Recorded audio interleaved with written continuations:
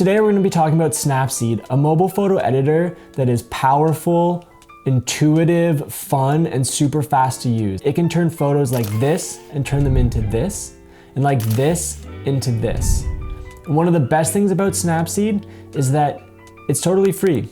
There's no subscription, there's no first-time purchase, there's no ads waiting for you. It's totally free, it's completely on device. You don't even have to log into an account. In this masterclass, we're going to be going through how to set up the app, every single tool in the app, all of the sort of like unique interaction patterns, and just how to get the very most out of the app. Gonna be honest, it's not the easiest app to learn or use. It works differently, it has quirks and features, but anyone who has used it for a long time will tell you it is so worth the investment. My name's Giles, I'm the product lead here at Snapseed. Let's get into it.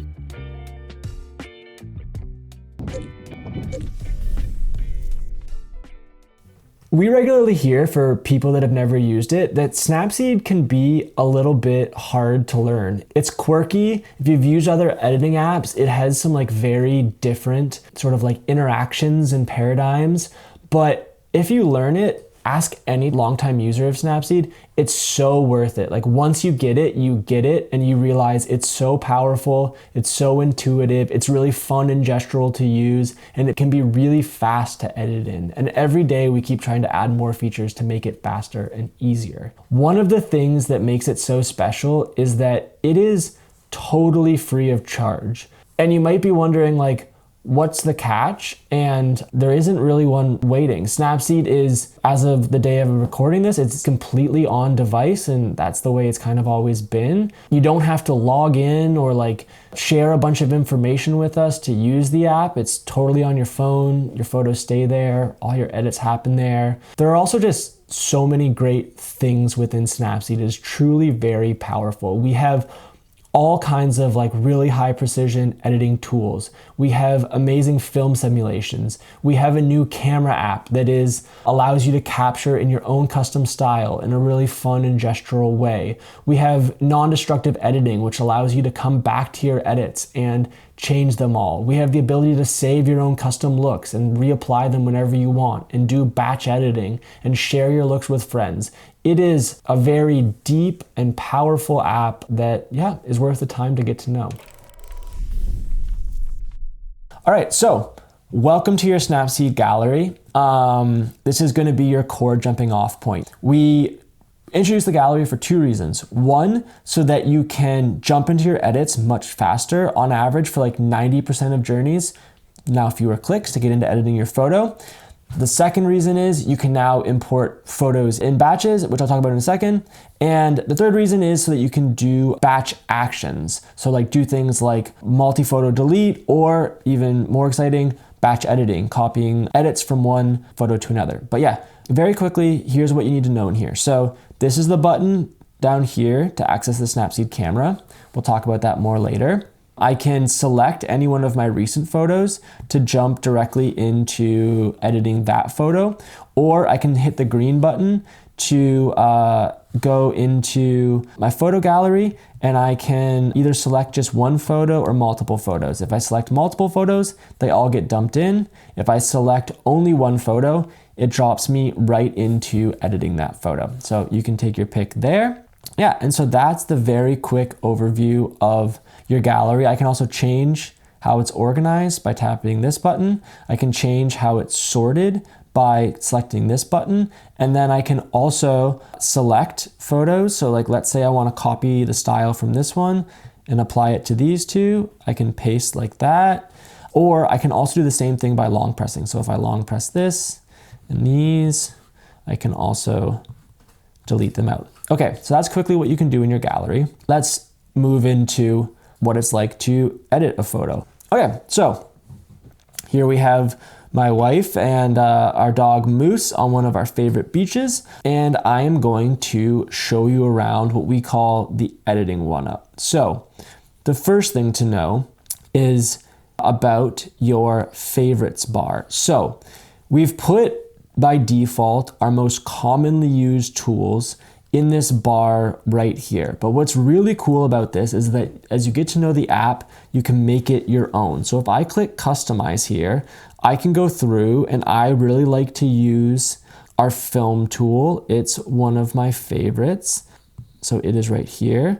I also like to use Dehaze and Details. And actually I use those more than I use Selective. So what I'm gonna do is I'm actually gonna drag this and I'm gonna move some of those up here and reorder. Okay, and so by doing that, and I don't use healing that much. And so, just kidding, I do, but I'm gonna remove it. And so now I have customized this and I have all my favorite tools just one click away as I enter the editing view. Okay, but let's say I want to see all of the tools. So I can either swipe up or I can tap on the tools button. So again, that's a swipe or a tap.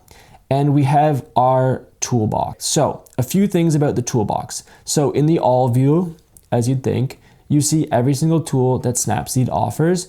We now always keep our image in view, so you can always be reminded of what it is you're trying to do. Any box that is circled in yellow like this, that is a tool that we have updated or is new, and that box will go away once you try it and use it. But if this view is overwhelming to you, we also have categorizations, all right? And you can actually see those categorizations playing out by the color groupings here. So we have refine. These are kind of like what you'd think of as like your core adjustment. So think about things like changes to lighting and color and things of this nature. You're not really like adding or subtracting anything to the image. You're just doing like those like base refinements.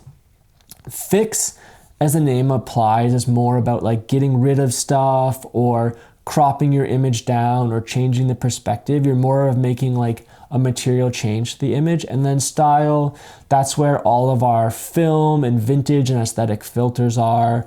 Black and white, that's also where like our frames are, and texts as well. Okay, so that's the Snapseed toolbox. And again, I can close that. The next thing is stacks. So I haven't made any edits yet to this image, so I'm gonna quickly make an edit very quick. Stacks is where all of your edits show up. We'll talk about that more later in the video. And then looks, again, is where either the looks that you have created, because I'm just getting started, I don't have any created looks in here, but this is where all of your looks will appear, as well as all of our default looks will appear, and I'll talk about that more again later in the video. Those last two things, stacks and looks, those are two of the things that make Snapseed great. Stacks is connected to non-destructive editing, which is one of the great things about Snapseed. If you save your edits here non-destructively, you can always come back to them and tweak things and change things. Looks is also great because you can create your own custom look sets and basically very easily reapply edits you've made in the past to new photos. You can also export those as shareable QR codes so your friends can also edit like you do. If you have edited in other apps, Snapseed works a little bit differently. And Snapseed is admittedly a little bit quirky and unique in how it operates. But if you will invest a little bit of time in learning how Snapseed works, it's genuinely a wonderful, intuitive, fun app to use. It's like really gestural, and people who have been using it for a long time will tell you that once you get it down, editing in Snapseed is so fast, okay? With that being said, there's a couple of core sort of like swipe interaction patterns that you need to learn. So, okay, I'm going to open the most basic tool that I normally start with, which is adjust. And I'm gonna teach you the two main things you have to understand about Snapseed. So the one is that you control your edits by swiping. So by swiping up and down, that is how I can change which parameter I'm editing, okay? I can also do that by tapping on the parameter list name and tapping on which one I want to change. But if you get the hang of it, you can swipe anywhere on the image and change it super fast.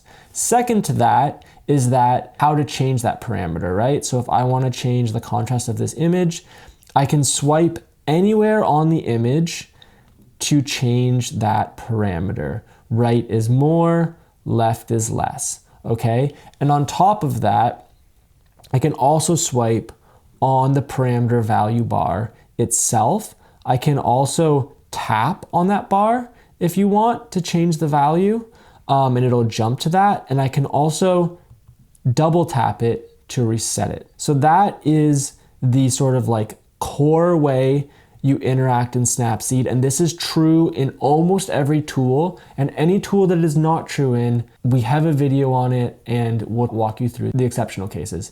The other thing to just know is that a lot of tools have carousels, so you can both select, so I'm in the film tool right now, and you can select which thing you want, and then you can still also change parameters and values. Okay, let's talk about saving and exporting in an image. So let's say I really like this image and I have all the edits I want. So just want to walk you through the options that you have here. So if you're on an iPhone, first, save to original will basically save over your original version of this photo. But the important thing to remember there is Snapseed is non-destructive editing. So you will always be able to revert this photo back to its original state if you want to. You can also save a copy. This will create a duplicate image in your gallery on your phone. It will also be non-destructive though. And so your original photo will look untouched. This one will have all your edits in it, and you'll be able to like change anything in the future. Exporting is the one that is different. Exporting creates what we call a flat file. So once you export it, it'll create a new file and you won't be able to change any of the edits later. Also, anyone you share it with won't be able to like see any of the edits that you made. If you shared one of the original or copies with someone else who uses Snapseed, they'd be able to open it and see what changes had been made. Also, when you export a file, this is when we may like actually change the file size and type. And so you can adjust all of those options here in the settings menu. And then lastly, if you want to share your photo, this is essentially the same as exporting. So this creates a flat file based on those settings that you created, and it just will go to your system share sheet options. All right, let's start with the Adjust tool. I'd say this is probably where I start something like 90% of my editing journeys. This is where you really lock down getting the basics of your image right before you go on to doing more like creative or specialized edits. So take a look at this picture, the sort of the quintessential streetcar shot in Lisbon that I captured last summer. So within Adjust, we have a number of parameters that we can change. So just to quickly talk through them. Brightness is how you darken or lighten the entire image. Contrast increases or decreases the overall contrast of the image. Saturation adds or removes vibrancy to all the colors in the image. Ambiance is kind of a twist on contrast. It adjusts the balance of the light across the image. Highlights allows you to darken or lighten only the highlights in the image. Shadows does the opposite, so it allows you to darken or lighten just the shadows in the image. And warmth allows you to make your image warmer or cooler. So to just walk through those quickly, with brightness, I can bring up all the overall brightness of the image or make it a bit darker. For this one, I want to make it a bit darker. Contrast, as you can see, I can bring up the contrast there as well. Saturation, we can bring out more of the colors a little bit there. Ambiance, you can see some of that sort of like contrast-like effect happening as I adjust this. Highlights, we got some overexposure at the top of this image on that building, so I'm just gonna bring some of those down. I personally like to really maintain my shadows and even bump them up a little bit, so I'm gonna add some shadow in there. And then warmth, honestly, I think this picture is pretty spot on, so I'm gonna leave it how it is. If you're just a beginner and getting into editing, what I would recommend with the Adjust tool is that you start with subtle adjustments, and that's gonna keep your image feeling kind of most realistic and not over edited. But you can see here, based on all those changes that I made, this is the original image, and that's the output after a few simple tweaks. Okay, let's keep going with the Details tool. We're gonna carry over the same image from Lisbon that I used in Adjust. As the name kind of implies, Details is really about making the details in your image pop. And you basically have two options to do that. So you have Structure and you have Sharpening. Structure is about increasing the amount of detail in the image. Now, it gets a little technical here, but it uses an algorithm that basically adds texture to the inside of objects, like the texture of the objects, without over sharpening the edges of those objects. And then sharpening is more about like actually that sharpening of edges and sharpening the image overall. So really seeing how sharp those details are. So if I turn this up here, it's subtle, but you can just see that like there's a bit more sharpness and crispness being brought to the details within that streetcar. That's Details. So the Dehaze is all about bringing out the detail and cutting through haze, glare, low saturation environments. I use it if I'm in a muggy city with lots of smog, if it's a foggy day or morning, if there's a lot of rain or atmosphere, if there's a lot of glare. These are all great use cases of it. So take a look at this photo of my dog Moose that I got in a river in Utah a couple summers ago. There was a lot of sort of like glare going on all around here. The water was creating a lot of haze. And so basically what I can do is once we're in the tool, just if you start to crank this up, you will see all this kind of like clarity and sharpness being introduced to the image. And so you can kind of do that to taste and you can see how big of a change is made there. Now, this is how I normally use the tool, and it's basically to your preference. The thing I will say is that in some scenarios, if you have an image that's feeling overly sharp, you actually can go into negative dehaze, which is essentially introducing haze into your image. And sometimes in sort of like exceptional cases, that makes sense too, to sort of like soften up and create a certain look or mood you're looking for. But anyways, that is how you can use the dehaze to clean up images in sort of challenging, hazy, glary environments. All right, let's talk about tonality. Being honest, I think at least conceptually, this is one of the more sort of like advanced or precision tools. Let's give this a try. Keep an eye on the wall in the background here as I adjust the high tones. So that's like a pretty exposed part of the image. And so you can see what we've done there is like added so much more detail in there. Okay, and then if I go to protect the highlights, as that's a lot of what we've affected with the high tones, you can kind of observe the change that happens in the bright parts of the image as I change the slider. So yeah, a bit more advanced, but can really let you dial in your light and your contrast, and that's tonality.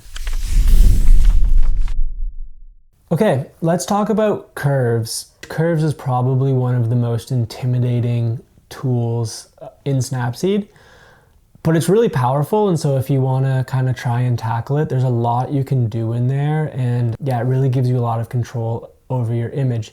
The other thing I would say about curves is that some of the stuff you can do is actually really simple to yield really good results. And so we'll also talk about the like 20% that can get you the 80% of return here in curves. So the first thing I want to say is that for a lot of common quote unquote curve shapes, you don't even need to make the adjustment yourself. We have really good presets in here. So like for example, that's like the quintessential soft S curve. I'll talk more about that. That's a harder one.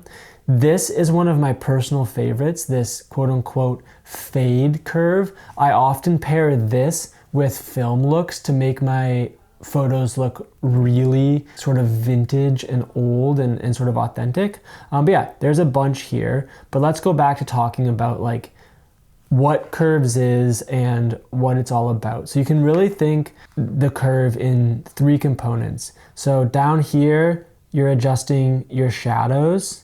Okay, so if you look at the shadows of the image, you can see them coming up or really getting darker. In the middle of the image, you adjust your midtones. And then on top of the curve, you adjust your highlights. Okay, and so you can see as I do extremes here, you can kind of see the highlights changing. And so what a very common adjustment is to add a little bit more contrast and pop to your image is to create what's sort of like known as the S curve. So I'll grab up here at the top of the curve, if I can just get it, and I'll bring this up a little bit, and then I will bring this here down a little bit, and that, yeah, is an S curve, which I also could have done by hitting this. So that's like basic adjustments with the S curve. This is a tool where I'd really honestly just encourage you to come and play around with just grabbing points on the curve and seeing what it does, because you'll start to very quickly get a sense for like the type of adjustments you can make. We're gonna jump over to this photo from the Bonneville Salt Flats to talk about some more advanced curve usage. So before we were here, now I'm gonna jump into the color channel curves to show you some of the other stuff you can do. So these color channels essentially allow you to push between two colors. So for red, it's between red and cyan. For green, it's between green and magenta. And for blue, it's between blue and yellow. So to use this, I took this photo at sunrise, but I've really been liking the blue hour look, and I can kind of recreate that by grabbing the curve down here in the shadows and bumping up the blue curve. And you can see we've gone from where it was, which was very warm and more in the yellows, and made it look like a pretty realistic reproduction of blue hour. The other thing you should know about the curves tool is that, as you can obviously see, the histogram covers a ton of the screen. If you want to get an unimpeded view of your image, just tap the histogram in the upper right corner and it will disappear. So that's kind of like intro to curves as well as the more advanced course. There's a ton you can do in this tool. Don't be intimidated, just poke around and you'll start to get a sense of what it can do. Let's talk about white balance. This is often one of the first tools I go to after doing my basic image adjustments. I think really what this is about is making your images and like the color tones in them feel realistic. So this is an outdoor shot, but often like when you take a picture in mixed light or when you take a picture indoors and things don't look quite right, it's often because the white balance is off. And so this is how we can correct it. If you're a little bit intimidated by this, one of the easiest things you can do in this tool is just to select auto adjust. That'll generally make pretty minor adjustments that aren't too drastic and will get you closer to where you want to be. What I often find is that if it still doesn't feel quite right, the direction it goes in is often an indicator of like what the right direction those things might need to go in is. Another thing you can do here though is, let's say we reset these, is that you can use this neutral color selector to basically pick a point in the image of white that you think is feeling most realistic. And then all of the parameters in here will be adjusted based on that. Now, let's talk about what these parameters actually mean. So we have temperature and we have tint. Temperature controls the blue to yellow balance or range of an image. Okay, so if I change it, you can see I can make it like what people would say is cooler or warmer by bringing it up into the yellows. And then tint controls the green to magenta balance. So if I go this direction, you can see I'm going more into the greens. And if I go this direction, you can see that I'm going more into the magentas. The other place where people commonly use white balance is to make skin tones feel more realistic. So in this image, I feel like my wife's skin tones are looking maybe a little bit overly warm. And so what I would do in this selection is just bring down the temperature a little bit to make everything feel slightly more true to life. The color tool is really about making adjustments to specific colors within your image rather than adjusting the entire image. So here, I'm going to want to adjust the yellows, and using the color tool is much better here than like doing an image wide adjustment, because I don't want all the skies and the sidewalks to be impacted by the changes I'm making to the yellow.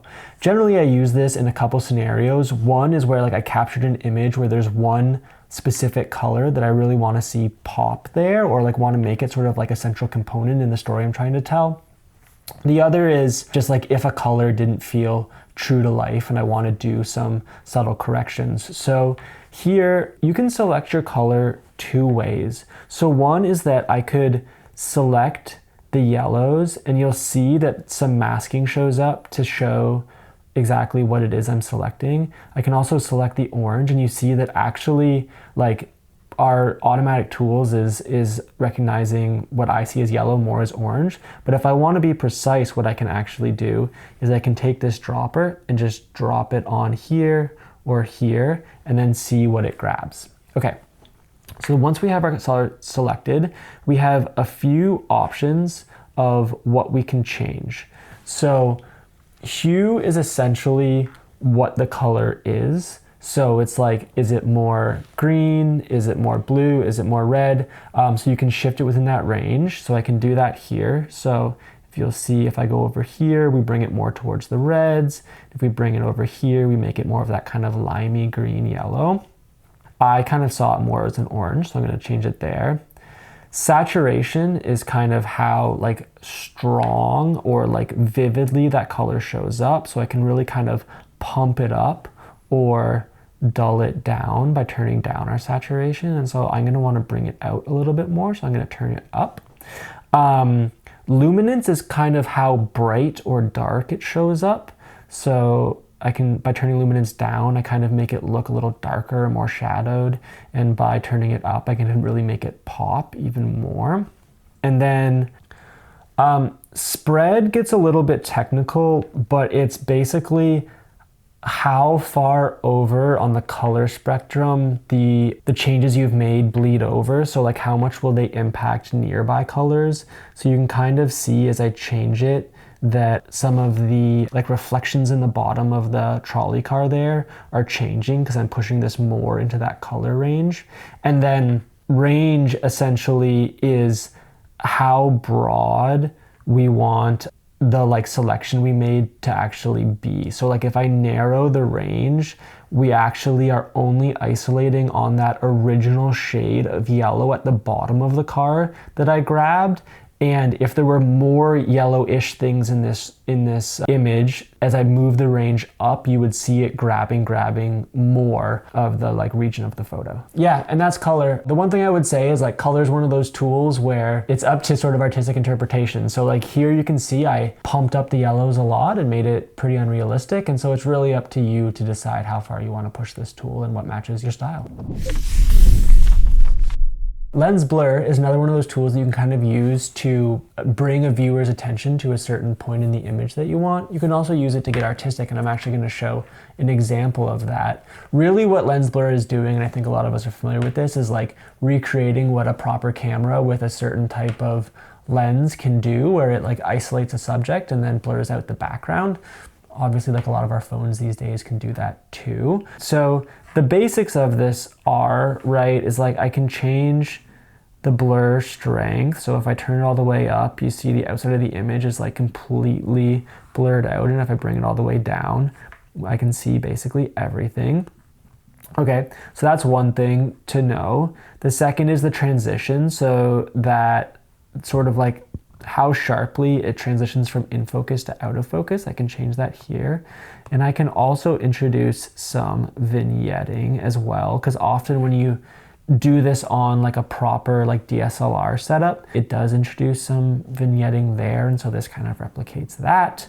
But if you don't know what vignetting is, you can watch the section there. I could also, if I wanted to, change the shape of this, so I can change it to kind of all these different kind of like shapes to have the blur sort of organized in those. The other thing I can do is this is one of those tools that has a bit of a different interaction paradigm, right? So I can move this around if I want to, and I can also change the shape by pinching. So if I just click on it and drag, I can move it around, and then I can also change the shape. Okay, but now that I changed to linear, what I'm gonna show you is lately I have really been into what's called tilt shift photography. So you can generally do this when you shoot something sort of from top down, and you can make it feel like it was shot on like a miniature kind of playset. So now if you look at this versus the before, it almost kind of feels like it was shot on a miniature world, which I've really been digging that style lately. Okay, so let's talk about Vignette. I see Vignette as a finishing tool, so it's one of the last things I will do, and I really see it as one of the storytelling tools. Generally, if I'm using it, it's to draw the observer's attention to a certain point in a photo, or really focus a photo. And so technically what it's doing is it allows you to darken or lighten, but generally used to darken the outside of your image.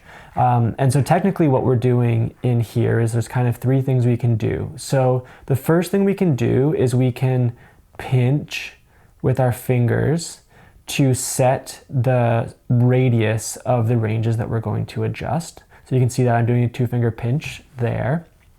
And then what we can do is we can select what we want the outside of the image to look like. So if I go more into the negatives here, you see that it gets darker and darker and darker. And if I go into the positive values, the outside of the image gets lighter.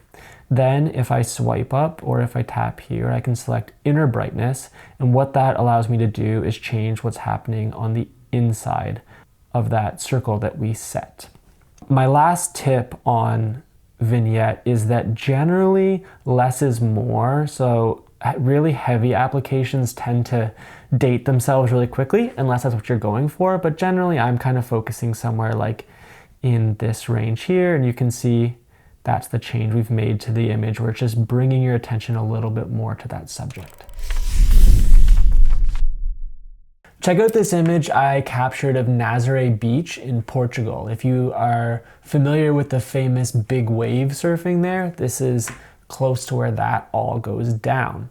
So, Selective, one important thing to know about it beyond what it can do is how to use it. It operates kind of differently than a lot of the tools in Snapseed, which is that it operates on this principle of adding points. So you can see right at the bottom, there's this little plus circle button with the word add under it. And while that's selected, I can tap to add a point, okay? So now I have added this point right here. And when I pinch, I can sort of more precisely tune in what it is that I want to select. So in this case, what I wanted to do is I wanted to select the water. So I'm going to pinch and zoom out, and now I can adjust that water. And if you look at the parameter menu, you can see that it's a subset of the adjustments that we can do in the Adjust tool.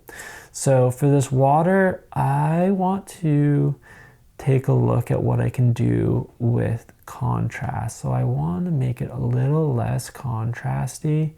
And then I remember that day as being a little more sort of bright and vibrant. And so I'm going to turn that up a little bit there.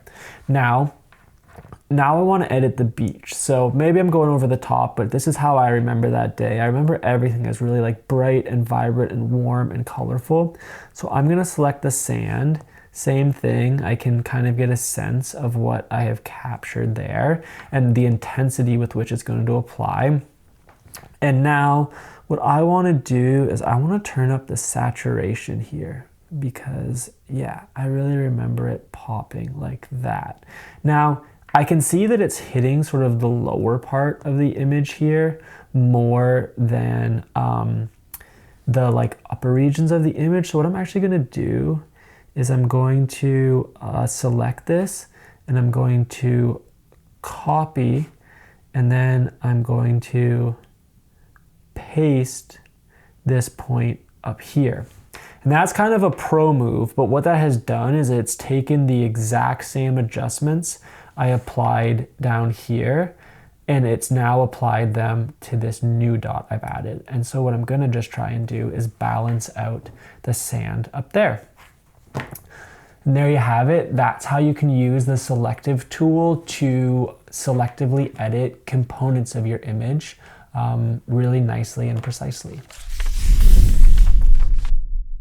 Okay, so how to use the brush tool. So the way that it works is we can make 4 kinds of changes here. We can do dodge and burn, exposure, temperature, and saturation. All right, and whatever value I have selected, as I start brushing, it will apply that value, okay? So let's say I think that this grassy area is overexposed, and so I want to bring down the exposure. So what I can do is I can start to brush that in all through here and bring down the exposure. Now, one thing you might be thinking is like, how do you know where you've actually applied it? And so if I tap this masking icon in the upper right-hand corner, it will layer over this mask that allows me to see where I've actually applied that. Now, I think that that looks too strong. So what I can do is I can either, one, erase it. So I could go through and like erase it, or I can actually overwrite over it. So I can take a lesser decreased exposure and draw it over, and that essentially is going to replace that mask that I had originally done there.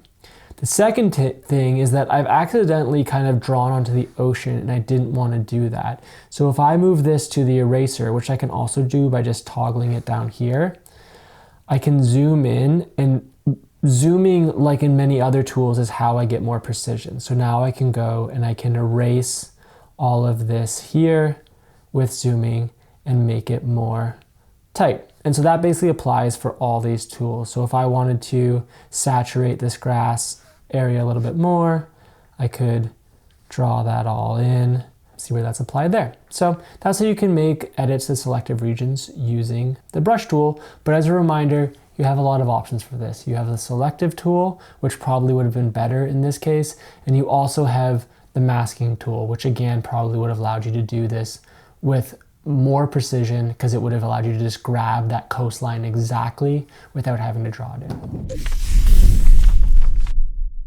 So the important thing to do here is to zoom so that you can, kind of see the indication of how big my adjustment is going to be when I swipe now when I do that. And now I'm going to scrub in, and with Healer, it's really just sort of like you just got to work your way into stuff. Okay, and so now that I've done that, if I zoom out, and Moose is looking all good. So Healer is not, by today's standards, the most accurate thing for like removing something really complex from a black background, but it can still be a really good tool for getting rid of things where like the surroundings aren't too busy and you don't need like hyper precision. And it's all about just kind of finding the right level of pinching in and just working your way in. So if I wanted to just kind of work this out, I could just, start taking pieces of this out here, and I'm just going to work over that all again, and boom. Now we have half the leash gone, and I could keep going and working my way in the same way. So that's the healing tool for you. Let's talk about portrait. So portrait, as the name implies, is really about enhancing your portrait photography. It's all about sort of presenting faces in the best light possible. So it has a number of parameters, from fixing light to fixing skin imperfections and things like this. Yeah, let's get through that. Now, I didn't want to subject anybody to having me fix the imperfections on their face. So what I'm going to do is take a quick selfie in the Snapseed camera. Hello. So, portrait tool, here we go. So one thing you'll notice is that it automatically will detect the face it's changing. Now, if I had had multiple people in this shot, you would actually see a carousel showing multiple faces, and you can select any one of them, or you can select all of them. All right, so here's the stuff we can do in portrait. So one thing is like, let's say you don't want to manually do all of these adjustments. You can actually just select these presets, which pre-apply all of our parameters in different ways. And so you can kind of quickly cruise through them. And some of them are combinations of all the tools. Some of them are just like certain things, like focusing on eye bags and stuff like that. But if you don't want any of those, you can also do manual adjustments. So I'll exit the preset mode by just tapping on the picture of my face there. And so in here, skin smoothing is as the name implies. So it will smooth your skin. So you can see there's the before, there's the after. Skin is much smoother. Again, this one's to taste. Personally, I would maybe say like some subtlety is good with all these tools because you can quickly get to the point of not quite looking like yourself. Eye brightening, same idea as the name implies. So if you look at the whites of my eyes before and after, you can see that they have gotten much brighter. Eyebrow definition, I have pretty fair eyebrows and it won't work quite as strongly as someone with a darker complexion, but you can see how it has brought out some definition and added some weight to my eyebrows. Eye bag removal, you can see I need this. So if we turn this up, you can see those eye bags under my eyes. We're also seeing the effect of the other stuff I've added, but eye bags have been removed. Iris clarity, so we're gonna zoom in on the eyes after I change this, but if I turn this up and then zoom in on my eye, you can see as I do that, I've brought out a lot more definition in my iris. Going to teeth, all right, and so what you're going to see is this is going to make my teeth much whiter and brighter. All right, lips. This isn't a tool I personally use that much, but this essentially adds a little bit of sort of color and saturation to your lips. And then face spotlight. So this is a really cool tool and doesn't really change, like the other tools are kind of changing some of your visual appearance. This one's all about lighting. So this one will actually brighten the face that has been detected while darkening the background. So you can think about this almost as like portrait lighting for your photo.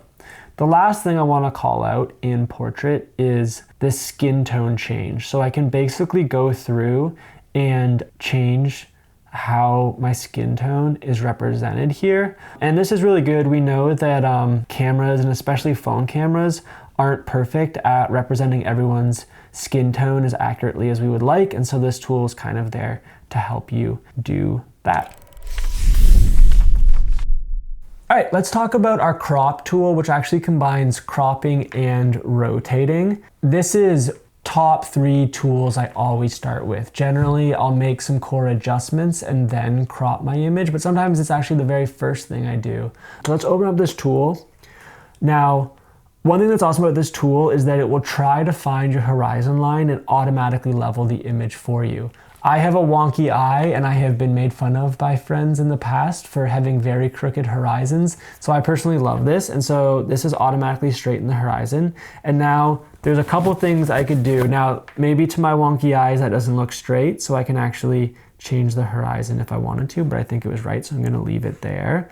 And there's a few other things I can do. So I can just basically free form crop this image if I wanted to, or I can go through and I can select different types of aspect ratios to crop in, right? So whatever I originally shot in, so this will maintain that original aspect ratio. I can choose square, I can choose 4:5 or 5:4 if I want to do something a little more landscape style, and so on and so forth. If I want to optimize something for socials, I can change it all in here.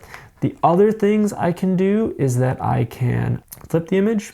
So I can do that here, and I can also rotate it as well. What perspective is for is fixing perspective distortions, as well as just altering your image to kind of like reflect how you saw it or how you would have wanted to be seen if you could get the perfect sort of point of view. To make that a little more understandable, generally when I'm using perspective, it's often if I've taken indoor shots or architecture shots of buildings and I want to get all my lines nice and straight and symmetrical and things like this. So I've grabbed an image from Sydney that I took earlier this year of some buildings, and the thing that you need to know about perspective is that it's all about kind of like pulling and tugging and pushing the image around. So when we're in the tilt view, I can kind of shift the perspective left or right. And what you'll see is that in the corners where this perspective change has kind of created negative space, that will be filled using the same technology that is in the expand tool. And we have a couple different options. So we can tilt back and forward. The one that I use probably most for buildings is using the rotate to get everything nice and straight. And then scale as well. So if we want to kind of stretch or compress our image, we can do that here. I personally don't like that though, so I'm gonna bring it back. And then freeform allows you to like specifically adjust different quadrants of the image like this. But as you can see, you very quickly kind of begin to run into some of the limitations of the model. So it's very much a tool that's meant for small adjustments, and when you get really heavy-handed with it, that's when you can run into trouble. And so then you can see just a slight shift in perspective there. I think with this tool, generally subtler is better. Okay.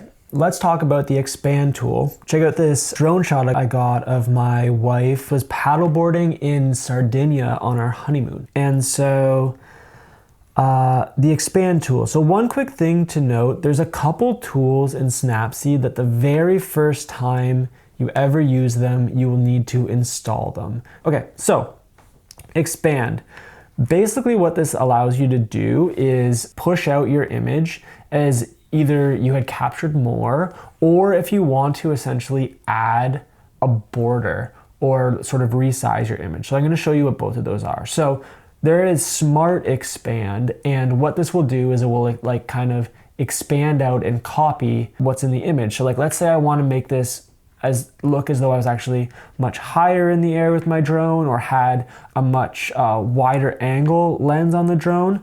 I can push these out, and it's just going to make it look like there is more and more ocean. Now, this model isn't super smart today, and so it's basically just replicating things out. And why that's important is that like it works pretty well on something like ocean, right? It can like copy that out, and if you squint, you can probably see the patterns being replicated. But like where you wouldn't want to use this if there's like a human on the edge of the frame, or like something really complicated, or like something very precise, it's gonna look at really janky because it's just gonna kind of like multiply them out, and you're not gonna probably like the result unless you're going for that kind of chaotic vibe. Okay, so that's one thing we can do. Okay, now I can bring this back in if I want to.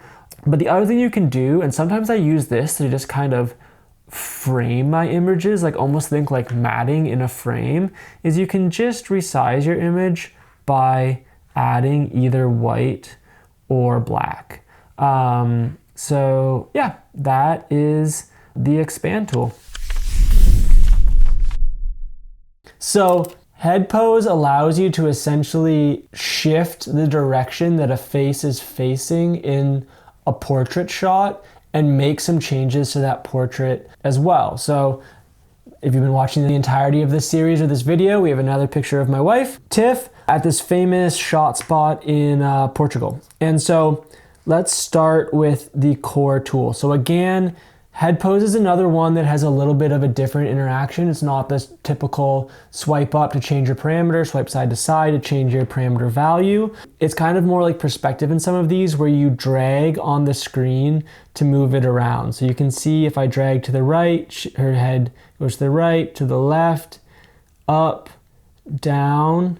So yeah, that's changing the pose of her head, as the name says. So we can do that.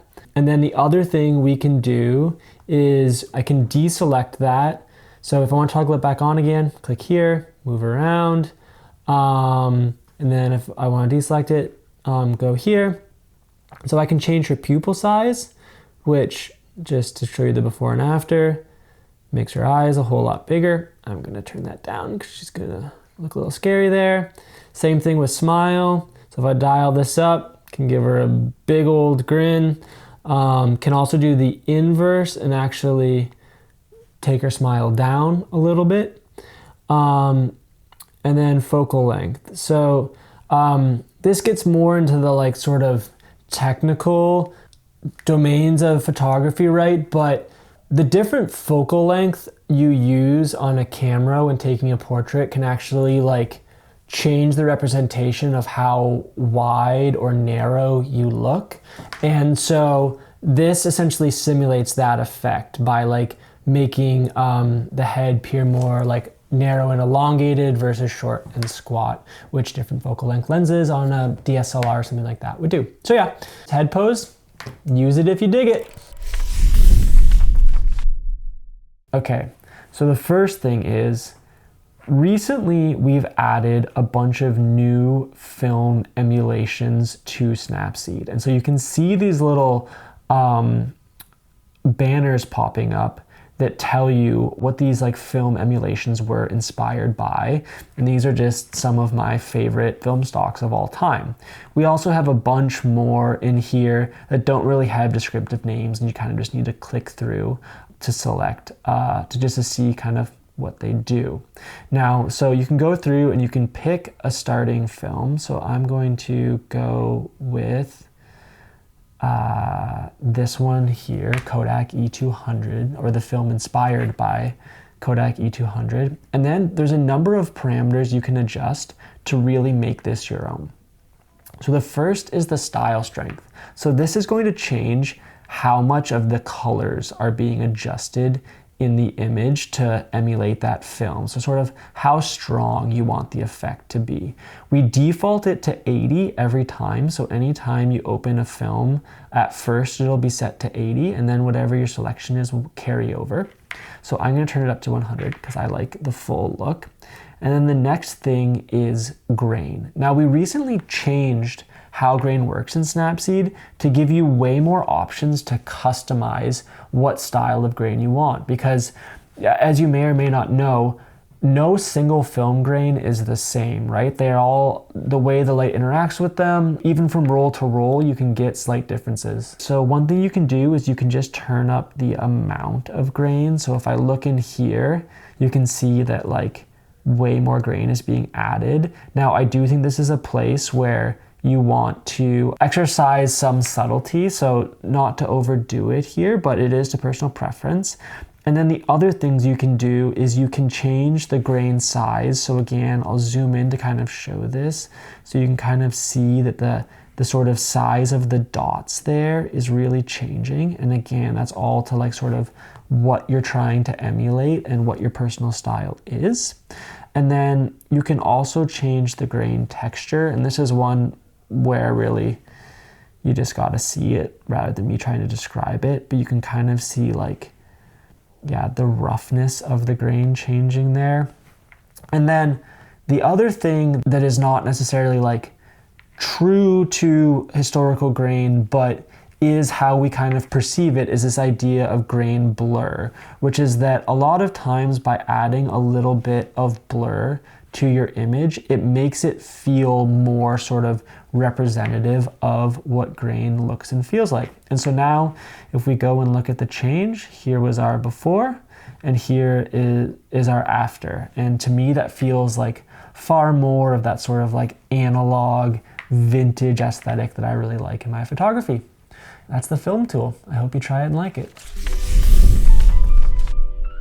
Now we're going to talk about glow. This is another personal favorite tool of mine. I often use it in conjunction with some of the other more aesthetic edits, like the film tool, to really build a package of sort of that analog, vintage feeling photography. One thing to note, when you get into the glow tool, you're going to be dropped into a default with all these presets set. It's going to turn up glow and turn down the saturation. So glow is going to do two things.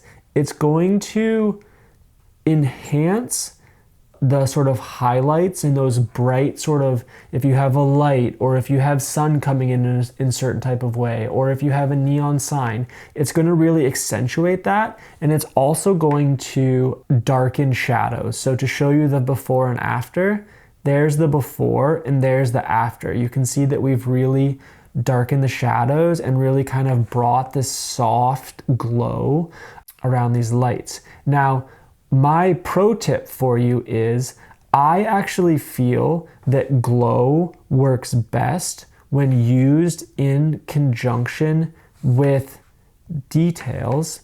And what I will go in there is I will go and bring down the structure. And then if you do that, what you have is a much softer, warmer, glowier image. Bloom is often sort of like an inserted artifact that the photographer chooses. Like if I was shooting on a DSLR and I wanted bloom, I would use a mist filter and add that onto my lens to sort of achieve this aesthetic. Yeah, in terms of what it does, I'll show you on this image.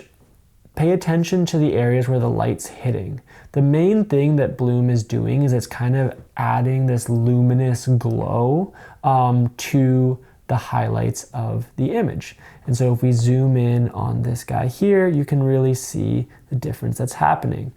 As with many things, you don't want to overdo it, but I really like the sort of ethereal feeling it adds to an image. And then I've been adjusting strength here, but we also have these options that allow you to control just how sort of far away from that light source the bloom emits. Personally, I think that our default setting is really good here, but you can adjust to taste. And then also the source range. This is kind of going to broaden out what the bloom is actually being applied to. So to restate, size is kind of how far out the bloom goes from the things that we think bloom should be applied to. And source range is kind of defining what parts of the image we actually think should have a bloom emitting from them. That's how you use the bloom tool. All right, let's talk about halation. Halation is another one of these like aesthetic tools that goes along with like bloom and glow and even like film emulation in some ways. It's an interesting one because it's like one of those things where like people used to try very hard to get halation out of their images, but now it's something that makes images feel less digitally perfect, makes them feel like they have character, and yeah, it's something that folks are looking to reintroduce into their images. Okay, so I'm gonna be totally honest here. While I make this tool, halation gets like very esoteric and technical, and we have tried to give a ton of options to really dial in the look for what you want. So bear with me, I'm gonna try and do my best to communicate what all these things do as accurately as I can. So to not get too technical to start, what halation does is I'll show you by adjusting the strength here. It basically adds this sort of colored fringing to your highlights. And generally it's this sort of like pinky, orangey, yellowy fringing to your highlights. And so you can see when I adjust the strength of the halation, that's what it's doing. Okay, so we'll start there. Now when we go to size, so size basically says like, okay, we are applying this strength of halation to the highlights, and then size allows me to be like, I actually want to, how far out from those highlights do I want to extend it? So if I turn this up and I turn size up or down, you can see how far out we're getting from those bright highlights. Okay, when we get into hardness and some of these things, what you need to understand about halation is that it's like a gradient, right? So it's like the transition from like the whites to the reds. And so what hardness does is it kind of changes how aggressively or abruptly that change happens at the edges, okay? So it's either like a very sharp ramp or a more gradual ramp through that color range, okay? Source range, so this is kind of defining like which highlights we're grabbing in the image to apply halation to. And then destination range, like this is kind of defining the end of that gradient, right? So like source kind of just defines where that transition starts, and destination kind of defines where that ends. Global shift is the change that we're applying across the whole image. And then hue, so if we're being totally honest, hue is not something that you would like technically be able to change on halation. Halation is a very set of specific hues, but we give you the option just to give you more creative control. So if you want to like actually make it not that sort of like standard orange pink range and do something else, you can do that too. And then finally, there's like this sort of like inherent graininess to halation as well, which is more about sort of like the shape of the impact on the light, and we let you judge that too. I know that's very technical. I'm not sure that I did the best job of describing it, but I feel like it's kind of like a you get it when you see it, and I hope that gives you enough to be able to, yeah, do some cool stuff with this tool. So vintage is kind of akin to film in some ways, but it adds sort of a couple different elements to it, some blurring, some vignetting, and you can control that all here, and there's some really cool looks. It allows you to turn a lens blur on the outside on or off if you want it.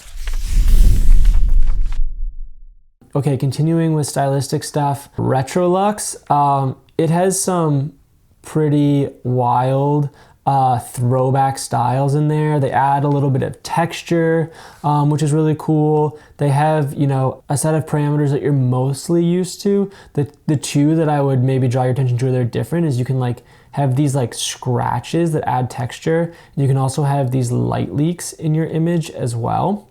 And the other button I want to show you is the shuffle button. So this will kind of like change the parameters, and it's kind of a roll of the dice for what you get. So kind of cool.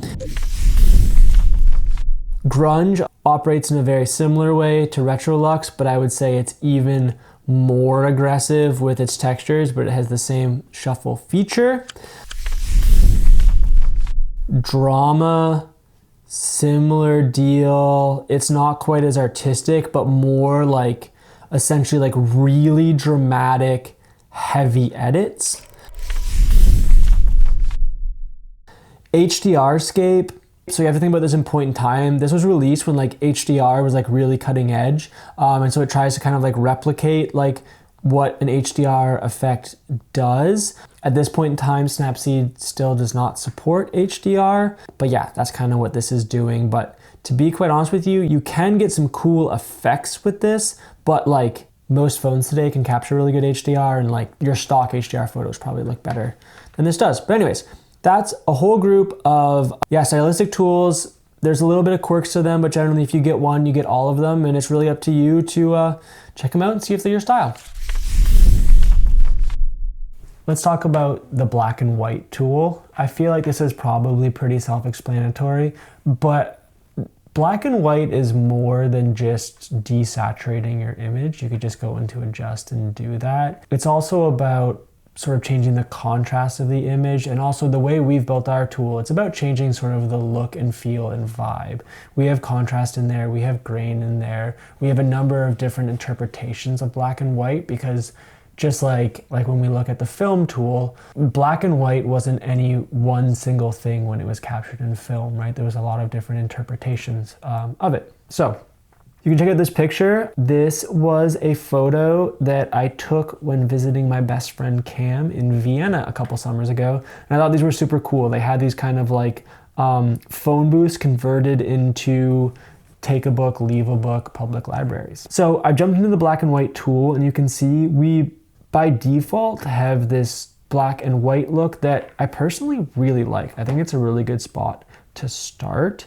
But within this, we have a bunch of other kind of options. So like a higher contrast, a brighter black and white, and you can click through the rest here. But if you don't want to do that or use one of those or none to your taste, we have a few parameters you can change as well.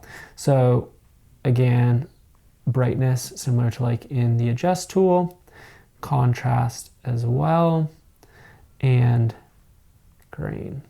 So can again add to that kind of old feeling vibe within here. The other thing, and this gets kind of more into the esoteric range of black and white, but essentially like black and white sensors or black and white film can interpret the different colors differently. And so I can go through here, adjust what color filter I want to apply. And so like if, for example, this blue filter, if we go back and look at here, like this green has a lot of blues in it and these buildings have blues as well. And you can see that like by selecting that, it has made quite a big difference to how black and white's interpreting this image based on the colors within it. Okay, let's talk about double exposure. Double exposure is one of my absolute favorite tools in Snapseed for getting really creative. Now, double exposure had sort of like technical photography roots, right? Back when people were shooting on film, well, still today when people are shooting on film, they would sometimes accidentally or intentionally expose the same piece of film twice. And what you would mean is you would get images essentially superimposed over each other on the same frame. And so this can yield a ton of intentional or unintentional sort of outcomes. But yeah, there's so much you can do with this tool creatively. So I'm going to show you two of my favorite examples. The first is like so. So when you select double exposure, it's immediately going to prompt you to select an image. So this is essentially going to use your local gallery. I know this image is already in my Snapseed folder, and so I'm going to scroll down and find it. All right, and once I have my second image, what I like to use this for is creating a sense of speed and motion, almost like a motion blur. So that's one example of double exposure that I really like. So I'll kind of save it just like so, and you can see the outcome there. The second one is like so, and I'm going to even show you a little advanced trick. So there's some photographers on Instagram who I really like who have been doing double exposure where they've been exposing cars and flowers. And for whatever reason, I really, really like that. So here is a classic Ferrari I captured in Italy, and I'm going to double expose this with a flower. And so this time I'm going to use the search tool, and I'm going to search yellow rose, and this is actually a rose I captured in my backyard. And so what I can do now is I can impose this over the image, and then what I can do is I can use this here to kind of like define the opacity. And there's a bunch of other styles in here you can experiment with that kind of like changes how the image is superimposed over the base image. But what I want to show you is in just the standard kind of mode, what I can do is I can do this, and I like this here.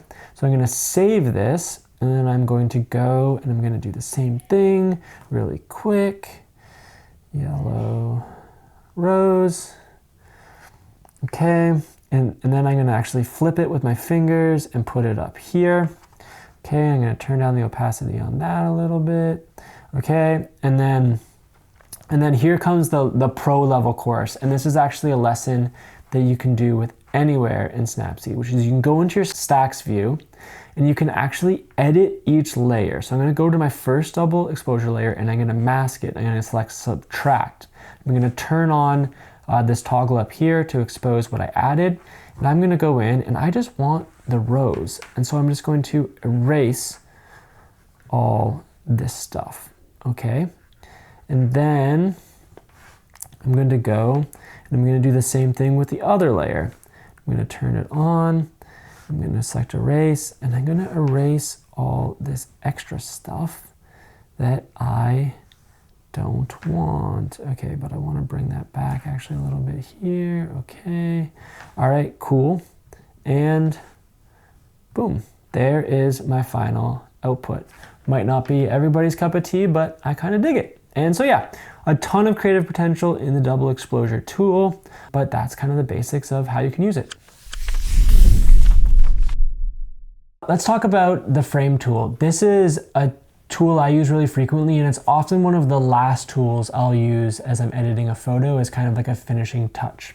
So I actually do a double layer of frame where I like to kind of have a black frame surrounded by a white frame to frame a lot of my photography. So I will first add a black frame, and then I will go in and I will add the white frame around it, and I'll kind of bring it down until it's just really thin like that. Okay, so we've framed up this photo. Let's say I want to use it as a thumbnail for a YouTube video. Let's say we're creating a vlog for my dog Moose. So I can go into the text tool, and so you have a bunch of different text styles to choose from. So I can do like this one here. As it says, double tap to change the text. So I can be like, a day in the life of Moose, okay? And then I can change the opacity of that with this slider. I can also change the color of the text from any one of our preset colors, but I can also go in here and choose anything in here, like this one, or I could also go and yeah, add something else in. I'm gonna go with this one, okay?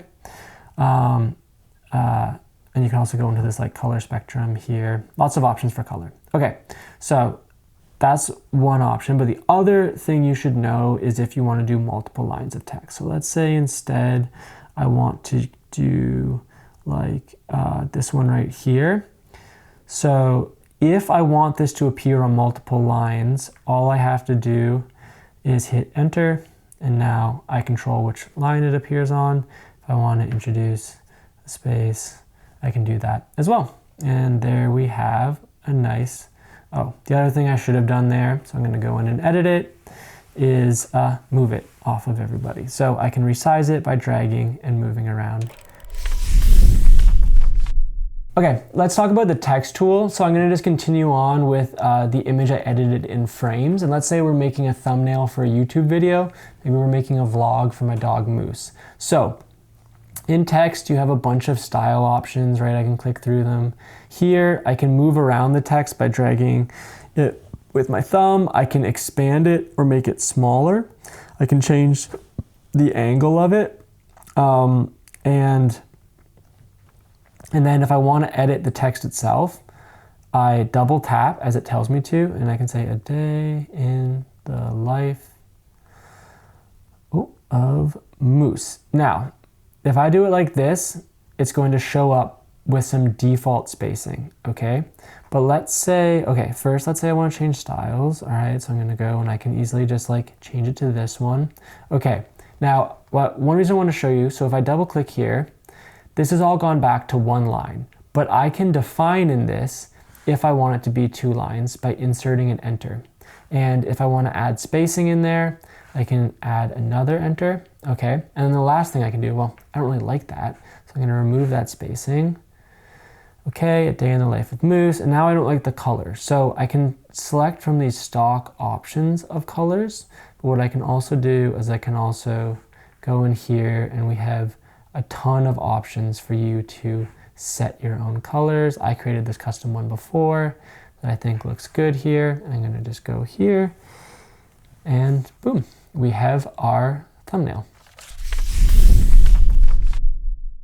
In this section, we're going to talk about the concept of stacks within Snapseed. So stacks is kind of a pro feature, but it's actually one of the things that really sets Snapseed apart as a mobile editor. It's related to the fact that Snapseed allows you to do non-destructive editing, but it's really useful for dialing in your edits, for going back and altering things and just making the most of Snapseed once you get the hang of it. So I'm gonna just walk through the process of editing a photo and showing how I use stacks within that. So check out this picture that I took of this teenage boy in Cascais, I think that's how you say it right, in Portugal, jumping off some docks. So first thing I'm gonna do is I'm gonna crop, and I'm going to just level out that horizon. Yeah, I like that. Okay, but now I've lost a little bit of my original frame, so I'm just gonna actually expand out this sky a little bit. Okay, and then what else am I going to do? I'm going to adjust this just to brighten the image a little bit. Actually, I kind of like where it's at there. And I'm going to add some saturation, not necessarily because I think it needs it, but to make a point for later. Okay, and then one more. All right, and I'm going to add this film profile.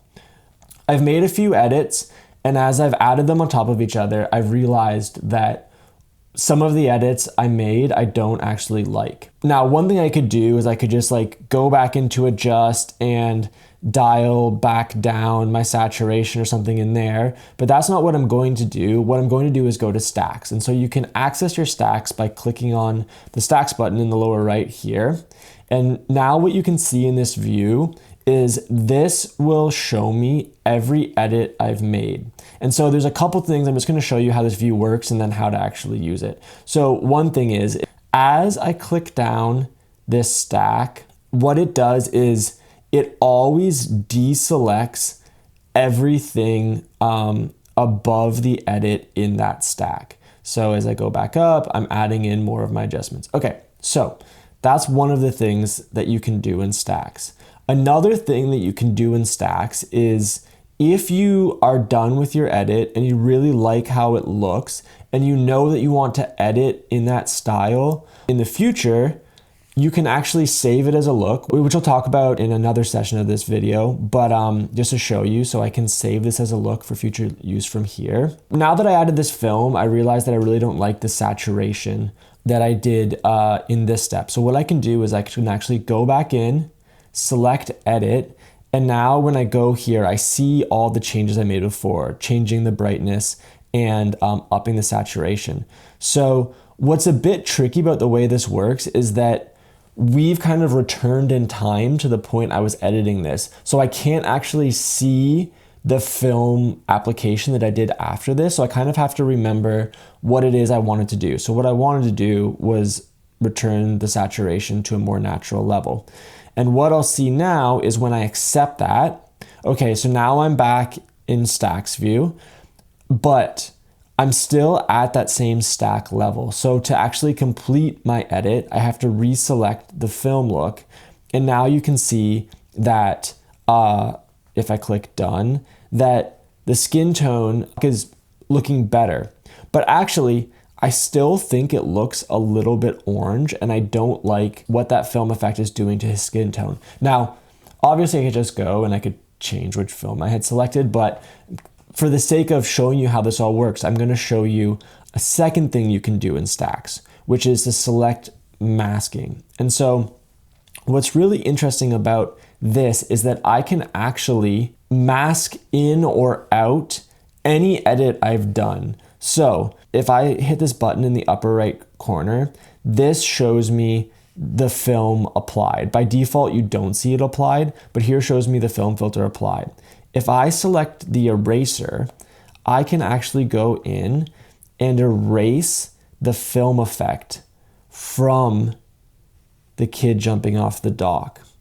And so what I'll see is that his skin tone is now looking much more natural, right? And so if I go back out, So you can now see that his skin tone isn't so orange and sort of unnatural. Now, obviously it looks weird because everything else has grain and this doesn't, but it's an example of how that works, okay? And then we also have this sort of overlay view, and so you can actually see where I've masked out that film application. And this can work on the inverse as well, right? So let's say that I had done a very small localized edit and I wanted to expand it. I could use this plus button and actually like add it back in as well if I wanted to, okay? And I can add it back into varying degrees, which is interesting. So like, let's say if I erase some, okay, and then I only want to add it in a little bit, so you can see that like the shade of red is much less because it's actually just adding in a fraction of that film application. So yeah, that's definitely a pro tool, but you can do all kinds of really interesting creative stuff within masking in stacks. A couple more things to know, just like kind of gotchas about stacks. So one, let me go back here. Now I would recommend that you always start with auto, but let me say like I've done all this and I'm like, oh, I want to see what auto will do to my image. And okay, so it's like brightened it and done a number of things to my image. The other thing you should know is like, let's say I go back to auto and I click done. Whatever stack level is selected when you exit that view, that is what you will see. So you'll see that like my crop and leveling is gone, my film application is gone, my expansion of the sky is gone because I've only jumped back in at the level I had selected. But don't fear, all is not lost. You can go back to stack views, that information is preserved. One more thing on stacks. I know we've covered a lot, but I want to show the tie-in with why stacks and non-destructive editing is really valuable. So if I go to save this image and I'm going to save it as an original or as a copy on iOS. Android has similar but slightly different options, but you'll get the same information whether or not you're saving a version that has edits that can be reverted or not. So if I save this to original or a copy, so I'll select save a copy. So we're saving everything. Okay, and now I go to my saved copy here. The great thing about Snapseed is that I still have my entire editing stack. So I can at any time come back to this image and tweak anything and I'll still have that full stack. Stacks tool, there's a ton in there. It's one of the things that makes Snapseed really great. It takes a minute to learn, but once you do, I think it really pays dividends. All right, so we just talked about stacks. Now we're gonna talk about a very related concept called looks, specifically creating your own looks. This again is one of the things that I think makes Snapseed great. Basically what it is allows you to create a custom set of edits that are your own, that represent your own style or how you like to edit, and save them so that you can super easily apply them over and over again. And there's actually benefits beyond that. So like one cool thing is that from Snapseed, you can create a shareable QR look. So you can send that editing stack to anyone and they can easily apply it to their photo. So if your friend really likes how you edit, you can share it with them. The other thing is, and we'll get into more, is that with the new Snapseed camera, you can capture directly with these custom looks. So like if you have a very certain style, like I personally do, you can go and select that look and capture it directly in camera. And then you immediately have a photo in your style ready to go. Okay, so I'm gonna pick up where we left off in the last section, which is this photo I was editing of this guy in Portugal. And so I'm gonna edit this a little bit more to make it a little bit more my style. So I typically like to really preserve my shadows, and so I'm going to do that. I also, when I'm editing in a film style, I like to turn down the details ever so slightly.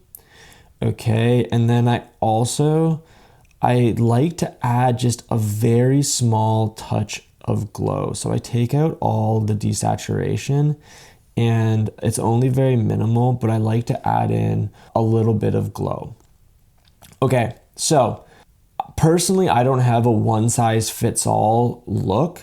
I have a handful of looks that I use for different types of photography. My looks are often more about types of photography or sort of like lighting conditions and colors. So like if I have a very green and blue scene, I'll have a certain look for that. If I have a really warm scene, I have a certain look for that. Especially I have looks for like if there's a lot of highlights or if it's a fairly dark shot. I have several different looks that I use for these settings. Sometimes I'll also just like create a look for a trip. Like I really like to do photography when I travel. And so like, let's say I'm in a certain environment that has like really consistent lighting and color, and I've taken a ton of photos and I know I want to edit them all. I'll edit the first one, and then I'll sometimes create a look and apply it to all those photos and use that as like a starting point. I think that's the other important point to make it looks. Like looks aren't necessarily about like set and forget, I apply this look and then I'm done, that's done the edit, that like every edit perfectly translates. What it gives you is like a really good starting point. So it's like, this is my style. I'm gonna like apply kind of like my default, like all the areas that I nudge, and then I go in and fine tune, which I feel like is a much faster process. Okay, so with that being said about why looks, how do we create this look? So you have a couple options to do that. One, we just talked about stacks. And so here's all my edits. So I can go in here and I can save this as a look. So that's one place I can do that. The second is the looks tab itself. So I can go and select looks. And as you'll see here, so I have one of my saved looks in this view already. I also have all of the looks that kind of like Snapseed has created for you on your behalf. So what you can see in here is that like I have my own saved look, and then I also have all of the sort of default looks that just come with Snapseed that you're welcome to use. And then within the image, I have this option to save as look. So I can select this button, name it, and then I'm good to go. That's how you create a look. Now, we'll talk about how to use it in the future, but like maybe let's talk quickly about look management as well. Okay, so I did my edit, I created my look, I named it. All right, how do we use a look in the future? I selected this photo because I feel like it has like similar colors, similar lighting. I'd like a similar vibe as that other one. So I go in, I select my look I created with that last photo, bright blue grain. And it will apply, and boom, there you have it. And then the last thing is, let's say I want to share this look. So I have my full editing stack here, right? So that's what the look has applied. The whole editing stack carries over. Let's say I want to share that with a friend. I can select this overflow menu up here, QR looks, create QR look, and there you have it. I can share this with whomever, and they can apply the exact same editing stack. Okay, one thing I want to do is quickly explain what a look is, because that might sound dumb, but there's actually sometimes a lot of confusion, because in other apps, a look is often just like a filter or a style or something like that. In Snapseed, it means something different. So in Snapseed, a look is a series of edits that are grouped together. And so like, for example, sometimes people will hear that Snapseed has great film emulations, and then they'll go and click on looks and they'll be like, I can't find any of them. And that's because our film emulations are actually in the film tool. So the difference with a look is actually many things put together. So for example, for this one, I can select portrait. So this photo had no edits on it before, but now that I've applied portrait and I go to our stack, you'll see that it actually has now applied portrait, glow, and vignette. And so that's kind of representative of what a look is. It's many things that work together, bundled together for you. Whereas our stylistic tools, like film, just apply that single tool as you're editing. Okay, so in this view, right, so you have your looks, you have the default looks from Snapseed. You won't probably need to do this often, but just wanna call it out. is how to manage your looks, right? So if you go in and select this button here, what you can do is you can rename your looks to whatever you want, or you can delete them out of your looks options as well if you want to take them out. Yeah, so that's how you manage your looks. All right, if you have made it this far, thanks. You must now be a Snapseed power user. Hope you found this helpful. If you still have questions, please reach out. We plan on making more content. We want to do the best we can to educate everyone and get the word out about Snapseed. So leave a comment or a question here, or you can also reach out to me on my Instagram account at SnapseedGiles. I'm also very active in the Snapseed subreddit. Wherever you want to reach out, please reach out. And yeah, look forward to talking to you all soon. Later.